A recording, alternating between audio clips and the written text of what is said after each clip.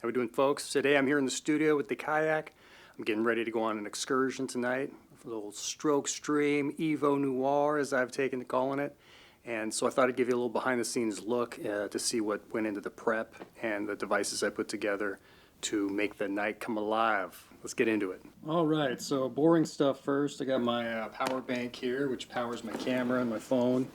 Kind of bare necessities. I'm always using that stuff, which gets mounted here on the DykASSt mount. But typical gear aside, let's dive into the lights. I've got my Ulanzi cute light, I guess they call it. Don't know why, but got the silicone diffuser on here. I had to RTV the corners so that it would stay on there a little bit better because these fall off pretty easy.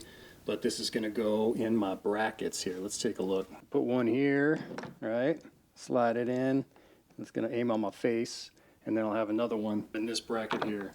So double the fun. But cute light notwithstanding, also have our tea lights, all right? Not quite sure why they call them that, but the idea had been to use 3 of these on the brackets.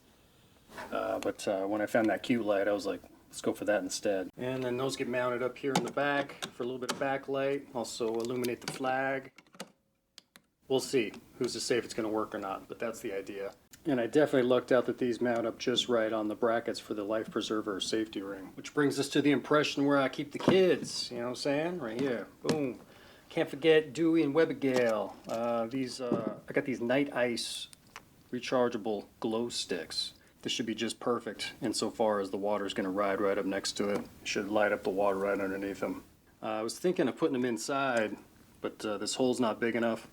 And then it works all right for Webby, but there's not a lot of translucence in old Dewey here. So the idea of putting the glow sticks on the inside kind of out in that respect. But moving along, that brings us to the impression for the oars here and the work light that I'm going to have blasting into the kayak itself. Can't really see it with the lights I got going on, but at nighttime this thing lights it up just right, at least on camera. I'm going to have this positioned out just a little bit to light up the water. So that's this bad boy right here. The Pilates work light. Now, originally the idea was to have this serve as a headlight of sorts that I could mount on the front. But as you can see, the bow would cut off any light that was cast out. And so the front 20 feet of the boat would still be dark. And then I found this bad boy here, this angle light, and it works just great. Boom. Only issue I ran into is I needed a way to mount it to the front of the kayak. And I didn't want to do much drilling or anything too crazy. Taking a piece of round stock aluminum they had and milling out this cleat, if you like, and using the original hardware to kind of hold it in place. And then going with a GoPro anchor and going into the 1/4 inch fitting that's in the light itself. Let me tell you, this thing was a real trick to grind out a couple hours worth of time, but turned out pretty good. Outside of the gashes I left in here, but you know, we're not looking at those, are we? Finally, that leaves us with some pool lights I got from Walmart here. Problem is these things don't float in water, so I had to finagle up a method of madness in order to get it to float.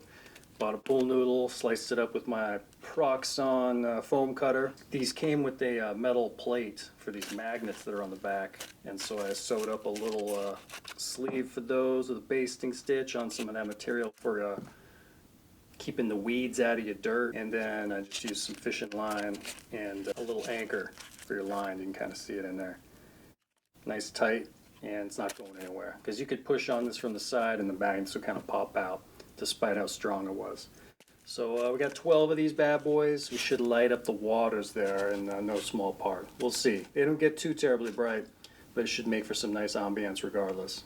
Also waterproof the remote with a bag and put a little flotation device on there in case I should mishandle this thing, which then leads us to your typical flashlight. So should be good for that. So by and large, that's the gear, folks. I wanted to do so much more, but you're kind of limited by the things that you find out there. I wanted to see if I could maybe slice open Charlie the Charm and put an LED that's kind of motion activated like those bouncy balls you find.